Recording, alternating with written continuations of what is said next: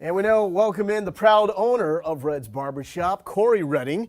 Cory, it looks like you're all hands on deck. I mean, you are part of the day-to-day operations of your barbershop. Just how involved are you these days? I'm very involved. To have a business where people rely on you to lead, you have to be there. And so, being the leader of the team, myself and Jeremy Howe, my general manager and partner in the business, we are there hands on every single day, and in the lives of our employees, and just having fun with the people that walk in and out those doors. So what do you want the experience to be when people walk into your barbershop? I want it to be an experience like no other. Like, everyone has been to a barbershop at some time in their lives, but for them to walk through the doors with all this anger, depression, or anything that they're carrying when they walk in there, to relax, not even think about it, get their hair washed, get a shampoo, haircut, massage, nose, or either ear wax or anything like that. Watch TV at their leisure, whatever channel they want to watch, and just be treated like a man, treated like a king for 30 minutes, 45 minutes.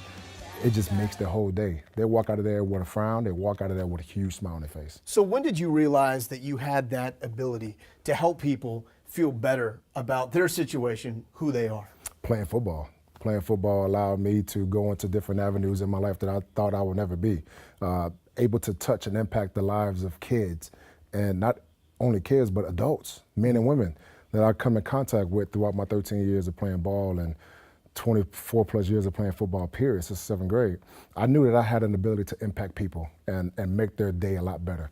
And at the end of the day, when I lay my head down, that makes me sleep better at night because I made someone walk away with a smile on their face. Their day was a lot better when they met me than before they met me. So you have season tickets to Texas football Of now. course. So what is that like, going from being on the field, being a star for this Texas program, to now watching with your family in the stands?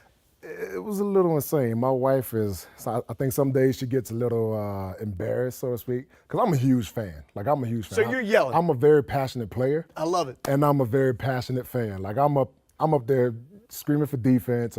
Come on, oh, let's go. I'm standing up, clapping and cheering. Big plays happen. I'm out of my seat. I'm running up and down the aisles. I'm that guy. I hope people are getting out of the way when you're running up and oh, yeah, down the aisle. If not, that'll be another tackle for loss on my stat.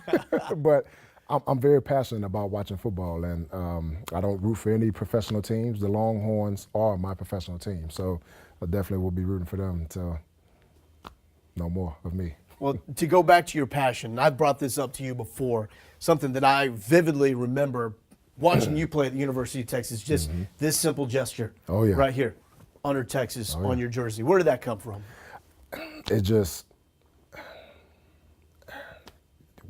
I played for the University of Texas.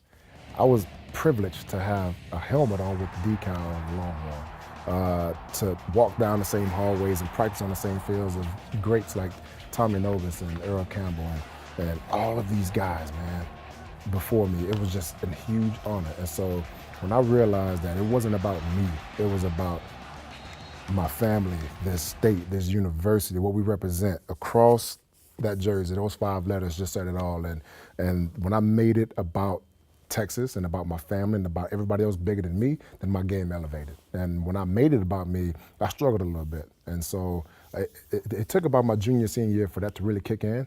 And that's why I try to preach those things to these kids now, that it's a privilege. It's not your right. It's a privilege to have the burnt orange on and wear that decal and to play for such a school like University of Texas. How much do you think in general that is lost when guys make the jump from the college level to the NFL?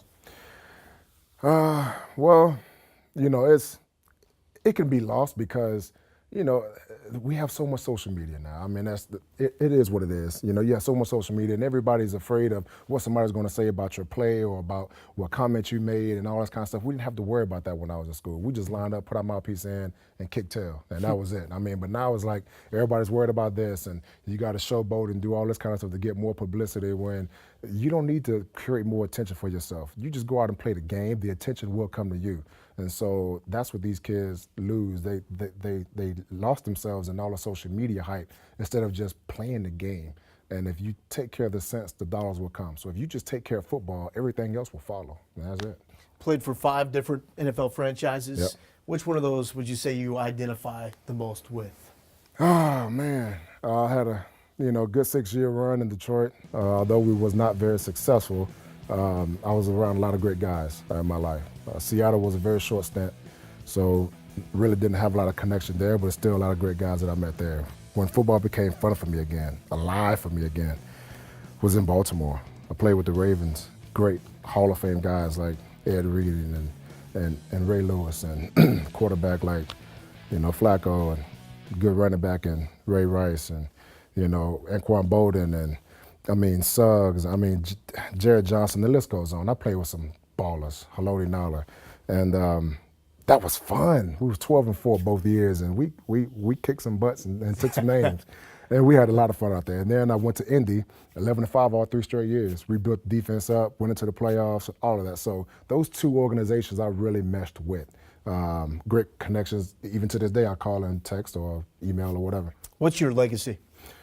My legacy, I would hope that when I left the game, all the guys that I've touched and impact on a personal level, I hope that I left them enough information to be better men, first of all, better husbands, wives, boyfriends, or whatever, fiancés, and at the end of the day, better football players, because I want the game to continue to be better every day that I left than it was when I first found it in 2003. And I will hope my legacy will continue to live on through these guys, and just not keep it to themselves selfishly, the things that I've taught them and showed them, but pass it on to the younger guys beneath them. And that let me know that Cory Redding, C. Red, will always be alive in the NFL. Talking about your legacy now at the University of Texas, I think people will see you as part of the start of a magical run, which is one of the greatest in Texas history. With the start of the Mac Brown era, you come in, Chris Sims comes in. What sense did you get in terms of the direction the program was going at that moment in time? I knew the direction was going down the right road.